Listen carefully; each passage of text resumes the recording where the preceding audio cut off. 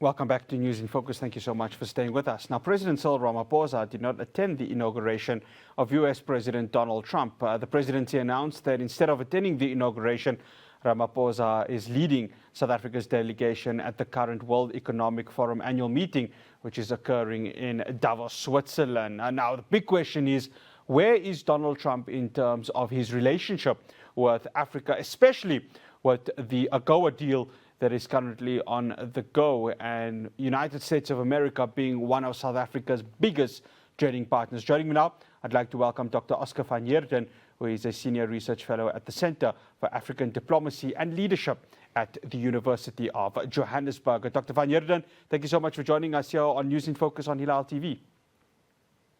Good day, Faraj, and good day to your viewers. Dr. van Heerden, I was speaking to John Pfeffer from the United States, and he said that selling Africa to Donald Trump is going to be even worse than selling ice to an Eskimo. How does Africa as a continent go ahead and, get themselves on the good terms with Donald Trump, given that he's made some unsavory comments about the continent in his previous term? Yeah, no, he has certainly made some unsavory comments, but, I think your colleague that you spoke to is correct. Africa is simply not featuring high on the agenda of the Trump administration. You would recall for us that throughout the entire presidential campaign and the run-up to the elections, there was not one word mentioned about Africa. And so, we seem to not be featuring as far as Donald Trump is concerned. However, there's, of course, a difference between Donald Trump, President Trump, and the State Department.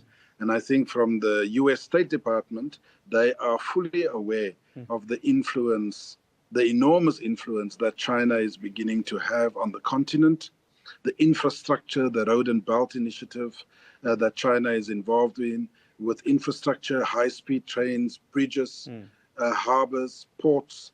And because of all of that, China is beginning to become the international hegemon and player on the continent of Africa.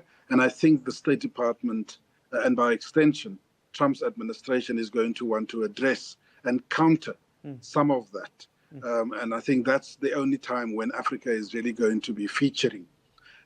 We see already now that he has signed a slew of executive orders, one of which is obviously going to be negatively impacting Africa as a whole, and that is that all aid that has been designated to various parts of the world, various countries and organizations have been halted, subject to a 90-day review as to whether they still want to continue with those aids. So a number of countries, including South Africa, negatively impacted by that.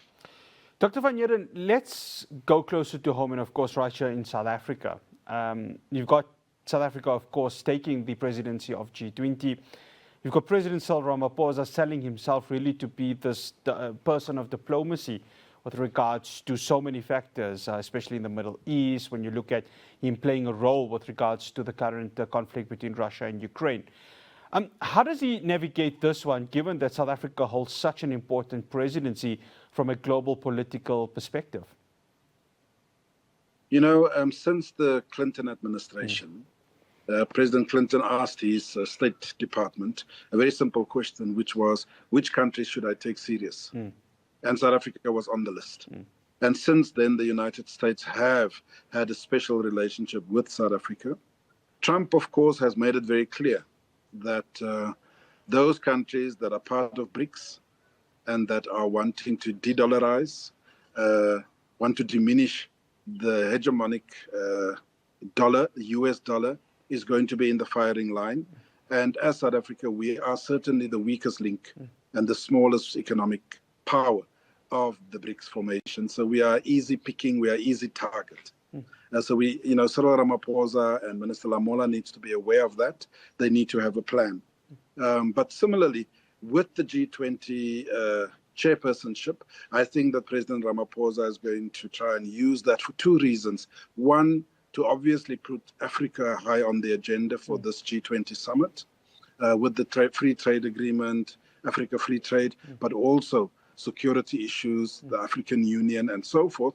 But at the same time, he's also going to try and use it to try and position South Africa in a position where it is seen as the gateway to Africa. It is seen as the most diverse economy, open for business, and so on and so forth. And that's going to take some selling. There's also, of course, as you rightfully point out, the tension that is there between the State Department and South Africa, because the government has decided to take Israel to the International Court of Justice for genocide in Gaza. So these are all things that is going to be have to be navigated, and I suspect we are in for a stormy ride and stormy weather with the relations between the United States and South Africa. Yeah, and I want to touch on AGOA because we know that the United States is one of the biggest trading partners of South Africa. Obviously, Ibrahim Patel, the former Minister of Trade, fought quite hard in trying to get that deal. And of course, Park Stow has a very similar task on his hands. So how does South Africa navigate this? Because AGOA really is seen from a South African perspective quite an important trade agreement with the United States in maintaining South Africa's revenue from that part of the world. No, it is an important agreement. It is an important trade agreement. Everyone wants preferential treatment with big economies such as the United States. So I think that the Minister, Park Stow, is going to continue that fight. But I do think it's important to also say from an international relations point of view, and I think that when you look at the situation in South Africa, a lot of businesses, a lot of people that are directly affected perhaps from the trade agreement is wanting South Africa to bend over backwards to keep the trade agreement in place. And I can understand where they're coming from. However, I think the question must be asked, when a foreign country want to use a trade agreement to try and tell your country and your government what they should or should not do with their foreign policy, then it becomes a very, very difficult situation, because if South Africa capitulates and decides to bend over backwards and agree to all the demands America is making, including what it should and should not do with its foreign policy, like, for example, taking Israel to the International Court of Justice, being non-aligned with the Russia-Ukraine conflict, and so forth, then we are dealing with a whole different kettle of fish, because I think no country will agree for a foreign country to dictate their foreign policy. One final question, Dr. van Heerden. Should Cyril Ramaphosa succeed in maintaining some sort of relations, whether it's trade or diplomatic, with Donald Trump, given the character that Donald Trump is, given the animal that you are dealing with, would that be a success from President Ramaphosa's part in his supposed navigation in maintaining South Africa's diplomacy, not just with the United States, but also across the globe?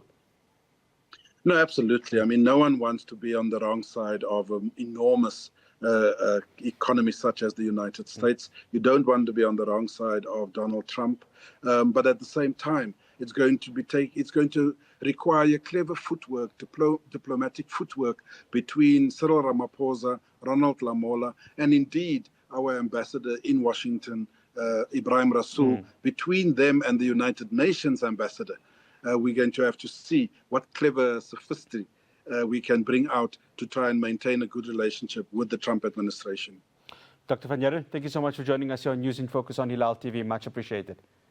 Always a pleasure. That's Dr. Oscar van Heerden, Senior Research Fellow at the Center for African Diplomacy and Leadership at the University of Johannesburg. Now, before we go to the break, of course, currently South Africa is in Davos negotiating its way to try and make sure that it maintains investors or even gets new investors back to South Africa. The question is with the United States of America. And of course, speaking to John Pfeffer earlier on, he had mentioned that Donald Trump is really surrounding himself with the billionaire boys club, the likes of Jeff Bezos, the likes of Mark Zuckerberg, and of course, most notably, Elon Musk. What happens then? How can South Africa convince either one of the three that is still a country to go ahead and invest in? But they first have to deal with the first hurdle, and that is none other than Donald Trump. Well, we're going to be coming back home. It seems as Minister in the presidency, Kubutso Javeni, is in a bit of trouble. This comes after News 24 released a report saying that Hawks have finalized the investigation into a 2.5 million rand tender involving Minister Ntshavheni while she was still the municipal manager of the Phalaborwa municipality back in 2009. I'm going to be speaking to Advocate Pearl Hoffman from Accountability Now in a bit.